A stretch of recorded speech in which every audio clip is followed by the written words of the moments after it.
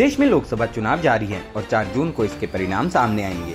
अभी तक 4 चरणों के मतदान हो चुके हैं। इस चुनाव में भी सबकी निगाहें भारत के उत्तर प्रदेश राज्य पर हैं। लोकसभा चुनाव के बाद केंद्र में किसकी सरकार बनेगी, ये बहुत हद तक उत्तर प्रदेश के चुनावी परिणामों पर निर्भर करता है। सन 1947 में आजादी के बाद से साल 2019 तक हुए आम चुनावों में प्रधानमंत्री नरेंद्र मोदी समेत देश में आज तक 15 प्रधानमंत्री बनाए गए हैं। साल 2011 में आबादी के अनुसार देश की कुल 17% आबादी वाला उत्तर प्रदेश 6 प्रधानमंत्रियों का जन्म स्थल भी कहलाता है। कुल 9 प्रधानमंत्री उत्तर प्रदेश के किसी न किसी संसदीय क्षेत्र से चुनकर लोकसभा पहुंचे और देश का प्रतिनिधित्व किया।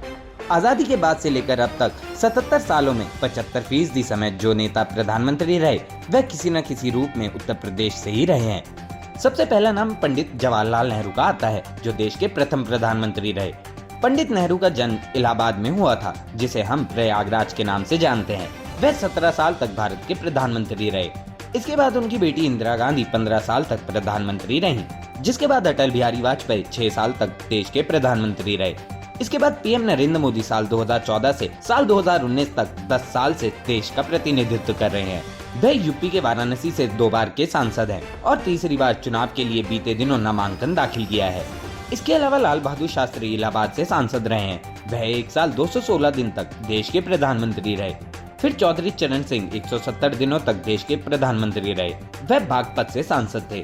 राजीव के बाद विश्वनाथ प्रताप सिंह ने देश का प्रतिनिधित्व किया और फतेहपुर से सांसद रहे। वीपी सिंह के बाद चंद्रशेखर पीएम बने और वह बलिया से सांसद थे।